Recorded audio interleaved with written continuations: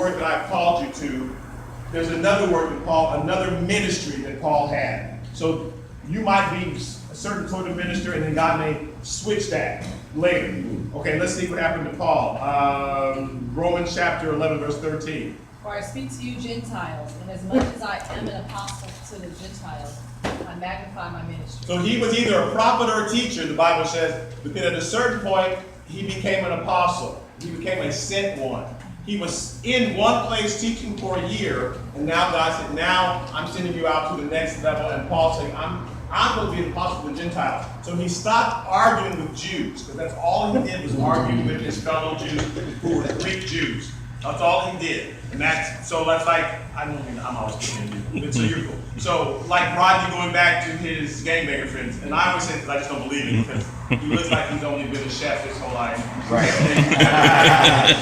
So, but it's like Paul would go back to his Jewish friends and argue with them, and none of them got saved. They just kept trying to kill him. Yeah. Now God finally sent him, go to the Gentiles. That's who the people who will hear you. So there is a people who will hear you. So some of you are going to waste your time. We're going to waste our time reaching certain people. But there's certain people that you can minister to. Does that make sense? So maybe it is unsaved, or maybe it is Mormons, or maybe there's somebody that you can reach that nobody else reaches. Right. So he had that ministry to the Gentiles. Let's look at Acts chapter 9, verse 15. The Lord said to him, go, for he is a chosen vessel of mine, to bear my name for Gentiles, kings, and the children of Israel. So when he first got saved, when Paul first got saved, God said, you're going to preach to the Gentiles. But it was years before that happened. Years. I wish we understand that God can speak something to your heart, and it might be years before it happens. Sometimes if you're supposed to pastor, it might be 10 years before God gets you that church. Sometimes we don't wait. We're like Abraham. God said we're supposed to have a child, so we end up with an Ishmael. Right. So there's some pastors who started little storefront churches and just filled them in 4 people. 20 years later, because they got way ahead of God. Doesn't mean they're not supposed to be a pastor. It just means it wasn't time. And they went out and started something before time. God said to Paul, you're chosen to go to the Gentiles. But it was years before he said, now it's time. After he ministered to the Lord, now it's time to send him out. Yes, sir. Yeah, it's just like when he was ministering to the Jews, sometimes you have to learn how to lose.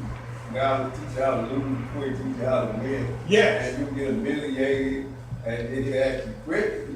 That is. And then you get up off your face, and you'll be boxing, but you're learning a lot of things, and you're learning how to lose. Because God is merciful, and He'll let you fall on your face and fall on your face, and if you're smart, you'll learn the lesson. Right. Why does this keep messing up? How come every time I go to that situation, the door slammed? Oh, I'm not supposed to. I'm supposed to go to that other thing. Okay. Yeah. Or I'm not supposed to lead with, you're going to hell. Maybe that should be the first thing I say to you. Right. So you learn what to say and who you're supposed to minister to. And how. Okay. 1 Timothy chapter 1, verse 12 to 13. And I thank Christ Jesus our Lord who has enabled me, because he counted me faithful, putting me into the ministry. Although I was formerly a blasphemer, a persecutor against the innocent man. But I obtained mercy because I did it ignorantly and unbelieving. So Paul was a mess. He said, God put me in this, even though I was a blasphemer and a persecutor and all this stuff, God put me to the ministry because I did it ignorantly in unbelief. If I knew what I was doing on purpose and I was just going against God, that's different. But a lot of people are doing things ignorantly and unbelievably. They don't know any better. We're mad at them, and they were mad at Paul. They wouldn't associate with Paul. He never got saved. But Paul thought he was right. And a lot of people that you're arguing with, they think they're right. You're not doing it on purpose to be wrong, Now, a few of them, they know they're wrong, they're just evil. Yeah. But most people, they're doing it ignorantly. They think that it's totally right, and God will teach you. You don't have to teach them. Someone here. You don't have to teach. God will teach that person. God's big enough, and He'll teach them. He'll do it.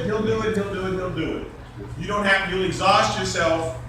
That's our conversation. You'll exhaust yourself. So you need to sometimes give that person room and let them learn their lesson. God, and you're supposed to just pray for them but if you argue with them now, then they're just going to focus on you and be mad at you. But God's going to do it. He removes that thorn from your flesh. Okay, so Acts chapter 13, verse 3. Then having tasted it, fasted and prayed, and laid hands on them. So they prayed, having fasted and prayed, they laid hands on them. There's something about that laying on of hands. Let's look at 1 Timothy chapter 4, verse 13 through 15.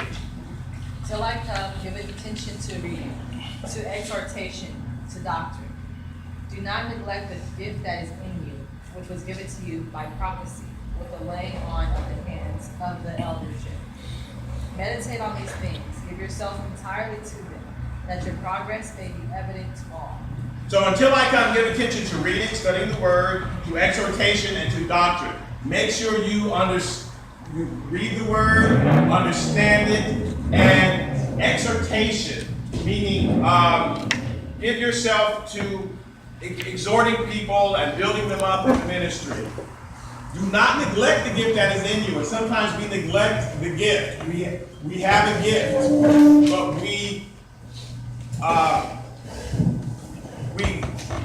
there you go. We neglect it. So we have a gift.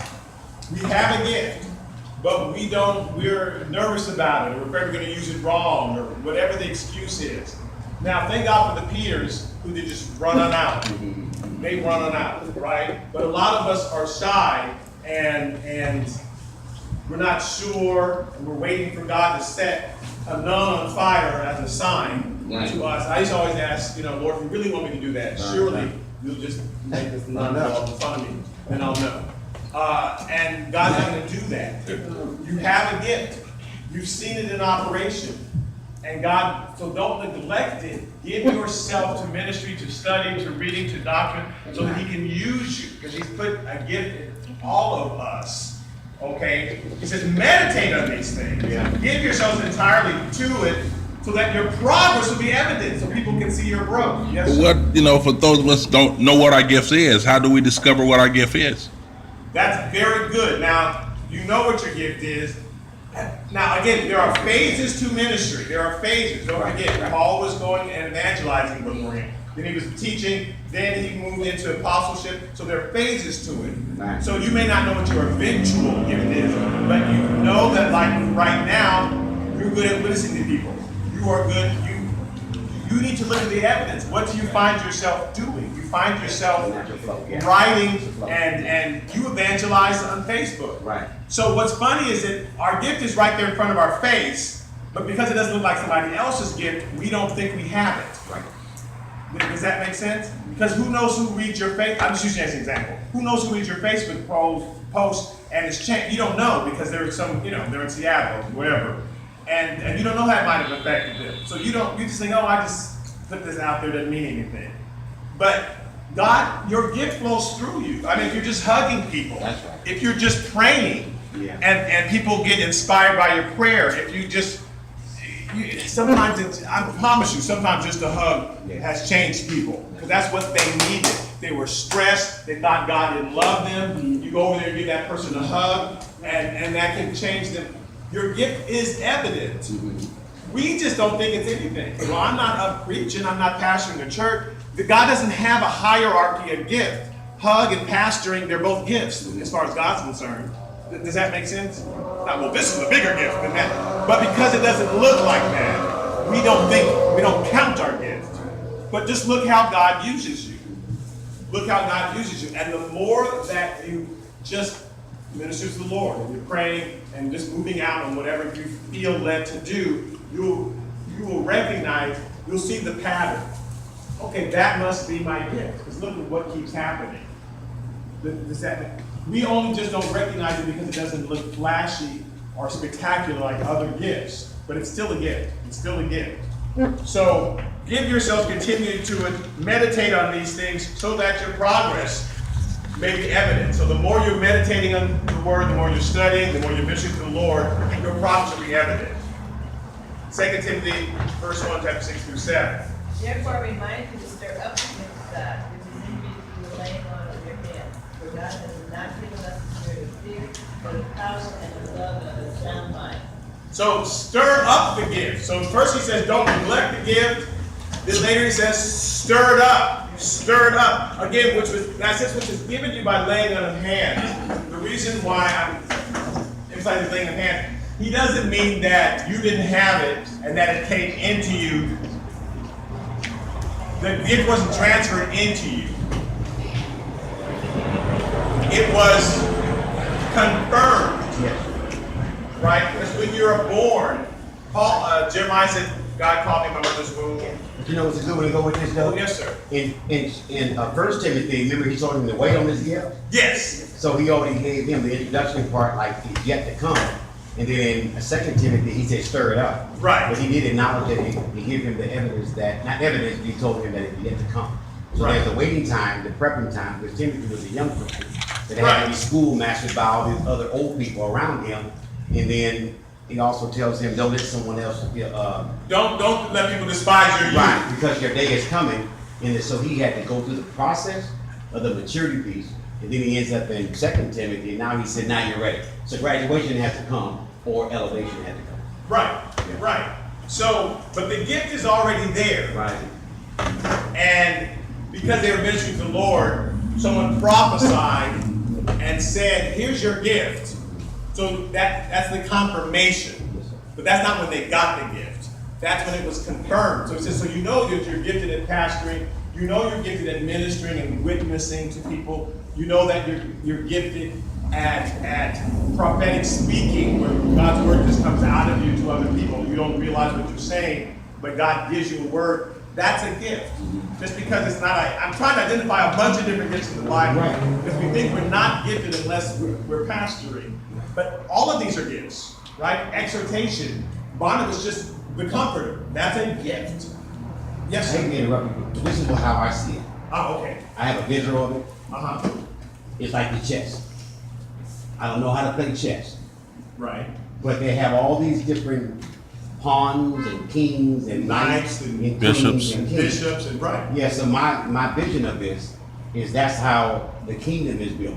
Right. As far as the gifts and positions and all those that play on the board have a place to be. Right. And they're all important. And they're all covered. That little pawn could take out the Right, king. right. They're So- all important, but they just have different abilities, Yes, and different then- ways that they work. And then you move them according to Right. trying to get to the other side, which is the ultimate goal of getting to the destination in the spiritual world. I think they're trying to get to the other side. So as the game is played, what's called life, they try to protect the queen, I think it is, or the king, one of the King. two. King. Yeah, so you try to protect them, and then all these other ones go there.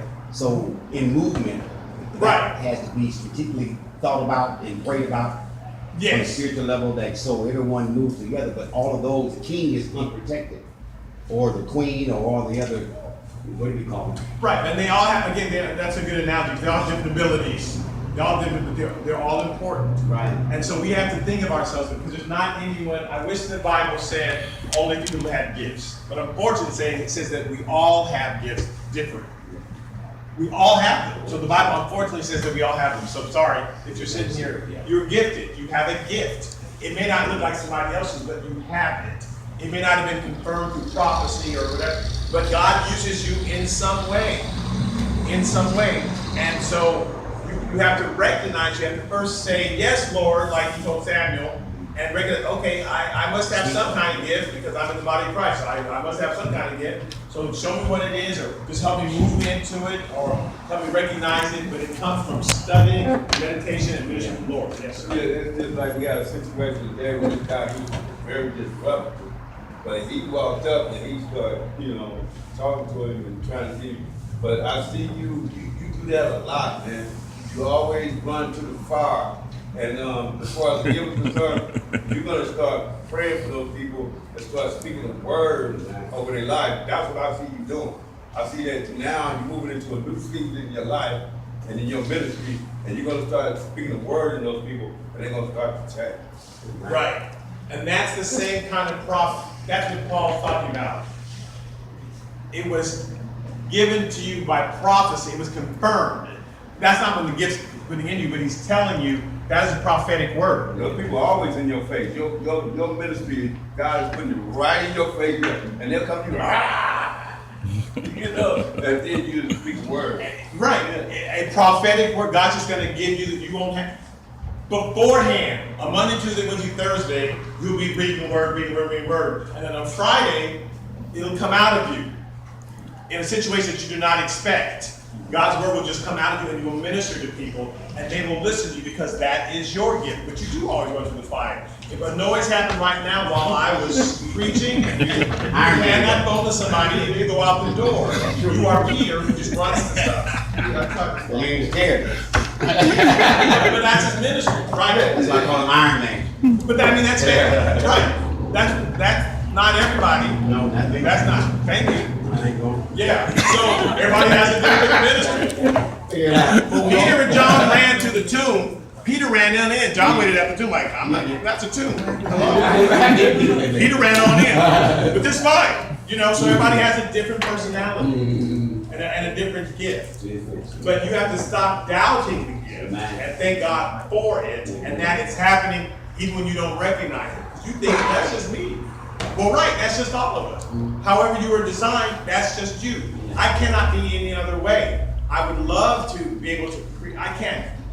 There's a whole bunch of preaching styles I just literally cannot do them. You know, I don't know how. I just have to make jokes and stuff. That's just me. You know, at a funeral, I'm still going to say silly stuff because that's just me. Because you are who you are. God designed you that way, and I have to stop wondering, well, what's my gift? That would be silly for me to sit up and one day I'll figure out my gift. I guess I teach. Because that's what I keep finding myself doing. You know, so whatever your gift is what you keep doing. Stir it up. Understand that it's a blessing from God and that God wants to use it to help other people. Yeah, I was thinking also what you do the most that's not strenuous in your life. Yes. Not stressful. That just comes out of the like natural. for somebody else. If I had to go in the kitchen and cook, that would be stressful. Right. I clean up the kitchen and I would keep cleaning up. I wash all the dishes. I wash as I go. My wife goes in there and tears the whole kitchen up. Stuff everywhere. She said, I make spaghetti. I'm like, oh no, not again. Just stuff is gonna be on the wall. But when you get to eat, it's like, man, how you do that? But well, that's what it she comes does. out of her that way. Right. So Right. you do it. She said, I like to cook. She made some potato salad the other day. I said, why don't you start 2 days early? So I can just start washing the dishes now, because this is gonna be a catastrophic mess. Because I'm like, she said, oh, you want to go? So we go back and forth, and I'm thinking like, because she gets tired and she wants to lay down once it's done, and then you walk in the kitchen, you feel guilty, like I gotta do something. So I just start doing water. My dishwasher. I just started, my dishwasher. all the You time. had to wash Yeah, this. but now when I told her, she said, I don't have a gift, and I said, but you cook. You do, She right. bakes, she's doing all And no one's making her do it, it just comes out natural. no, she give me $5, I gotta go buy some of this. I said, well, I forget it, don't put it in there. She said, if I put that in there, that's me. That ain't my gift. My gift is to eat. Her gift is to cook. It's like, if somebody made you, like I hate writing, even though I work with writers, I hate actually writing. But writing just, he can't help but write. I just think that. He can't help but write these posts. No one's making him do it, it just flows out of him. And then I wonder what my gift is. You know, so like he's saying, if somebody has to make you do it, it's probably not your gift. If it just flows out of you, that's your gift. You know, no one, you better hug people. that's just, you know what I'm saying? Yeah, and so she can sit there and think, well, I wish I was gifted, and everybody else is like, girl, don't you know? And that's a healing for someone like you said, it's a healing, not That's just a healing. a feel good. Every time I see her, I would go like, I said, I ain't finna go over there. She would hug me again. And I almost want to start crying. She goes, she doesn't do it like standing by the door. She'll look at you and give you a smile. And then you look back at her and something tell you this embrace. And then she give you a hug like 3, I say, along with that Christian. Right, I call it's it not church a- hug. yeah. She give you the other kind of hug. Right, a real pull you in and one, hold a you. real one. And then you And so be you like, go, okay, this is Jesus. and you give in, right? You give Right. in and you breathe and act Right, free. and you relax. You do it, then you go and you walk away. I go like, I like you. You're Yeah, all right. I mean, I've been changed. You know, and then when the stress was gone, I've been restoration. going pace another day. It's restoration, yeah. Right, that's a gift. Yeah, oh my So God. that has, she didn't even know how many fights she stopped before they happened. Somebody relaxed, on their way to cut somebody out. You know what I'm saying? Yeah, I know. But you know, she hugged him in time, and then they okay, all right, I'm cool. Right. So and you don't know. You don't know. Whatever your gift is, you don't know. But just keep doing it. Just keep doing it. That's what Paul said. So the last part, Didn't have it. Acts chapter 13, verse 3. and having fasted and prayed and laid hands on them, they sent them away. That's right. They sent them away. So here's your gift, Paul. I'm moving you to a new ministry. I'm finally fulfilling that thing I told you about 10 years ago. And now you're going to be apostles to the Gentiles. And now go on. So having prayed and fasted, they laid hands on them and said, go do what God called you to do. And that's what we're all supposed to be doing today. Whatever your gift is, flow in it, do it. It may not look like anybody else's gift. It doesn't have to. Right. It doesn't have to. Were you going to say something earlier? Just gonna add to the fact that we use that for God's destruction and education, to have people look beyond the destruction to the script. Just to teach them. That is another thing. We use them to teach something else. Right. We're working on that. Okay, so whatever your gift is, whatever, you just have to know when it's supposed to be used, where, what time, there's a timing to it. Sometimes God gives you a vision, you need to wait for it. But meanwhile, wherever you're at, you can do what you're doing. Even if you're not where you're going to be, God can still use you where you're at in that situation. And so we all have gift ring, but we need to move and pray and just move on and go on. Yes, ma'am. So, a lot of times, I will go and hug someone, or even before I get to hug them, when we're fellowshipping, and things just start coming out. Right, you have a different hug ministry. Yes, you do. Yeah. Yeah, because you're more You love to prophetic. talk. You're Joanna more. don't talk. She talks. It's like really strange Yeah. to me how, like, some people are there, and I can feel that. Mhm. But it just, without. Right. Yeah, no. If God's gonna give you a word for somebody. You're gonna say something, Sheep was on me for a while. For a while I wasn't working with the youth choir. So I was working with youth choir. And then there was no youth choir for a while. But she kept coming to me, you're supposed to work with that youth choir. You're supposed to work, I can't wait to see what that, she couldn't help but say it every single time. And then I finally gave in, okay, I would call up people to be organized youth choir. Amen. And God just gave her that word every time, but I know when it's God, I recognize it was gifts. But I shoot, I have to listen to her because that's her gift. Now everything that everybody says is not from God. That's true. But certain people, they don't even know what they're saying. They just say something to you, but it's God. You know what I'm saying? They didn't sit at home and write it out. Right. But for some reason, when they saw you, they just felt spiritual. right. They just feel Teaching. led to say, Yeah. "You're supposed to be doing something," and then they go on. Don't think about it again. Those God uses them in that way. Some people just have opinions about everything, and you need to shut them out. It's not God. But other people, it's actually God. Yeah. Something just comes out. And they don't mean anything by it, but they're just going to tell you something. And we need to listen and recognize each other's gifts. Okay, let's bow our head. Father, we thank you so much that you have